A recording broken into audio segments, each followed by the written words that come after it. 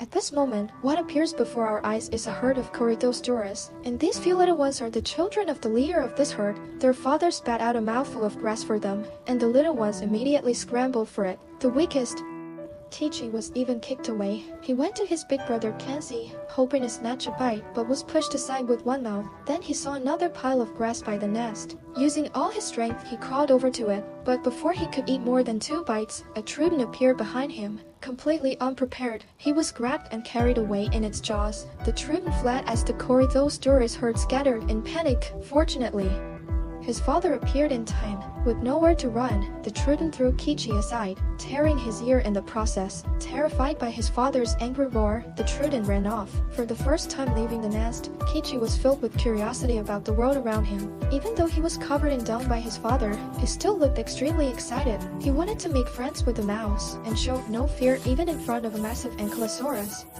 Kichi arrived at a scenic place, where he saw Mouse surrounded by 3 oviraptors. Ignorant of danger, he dared to rush forward, giving the mouse a chance to escape.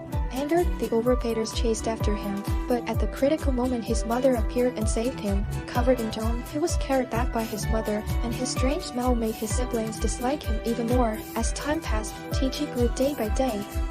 His father taught him and his brother survival skills. His brother could easily break a small tree, and with confidence, Kichi tried as well, but could not even snap a sapling, and ended up hanging from the tree. Looking so clumsy, his brother even doubted whether he was his real sibling. One day, the leader of the herd challenged his father for the position of chief. The brothers imitated their father and the leader, staging a duel. Weak Kichi was knocked dizzy by his brother in just 1 round.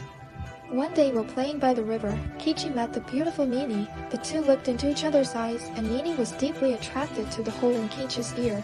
As they chatted happily, Nini's mother caught her away, but Nini's words "let's talk next time" stirred ripples of love in Kichi's heart. In the following days, Kichi kept returning to the place where they first met, but Nini never appeared again. At last, Kichi learned from a bird that Nini had gone south with her mother.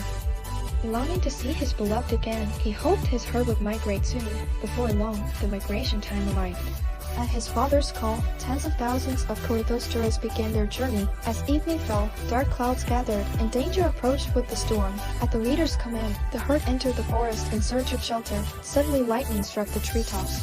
Sparks flew, and fire spread rapidly. Sensing danger ahead, his father roared for the herd to run. He led his family in search of open ground, finally finding a place only to encounter predators. They were forced to continue forward. As they went, Kichi and his brother were blocked by flames. Luckily, their father heard their cries and found them, but when they returned, their mother was gone. She had taken her younger siblings to seek safety, but on the way they encountered predators.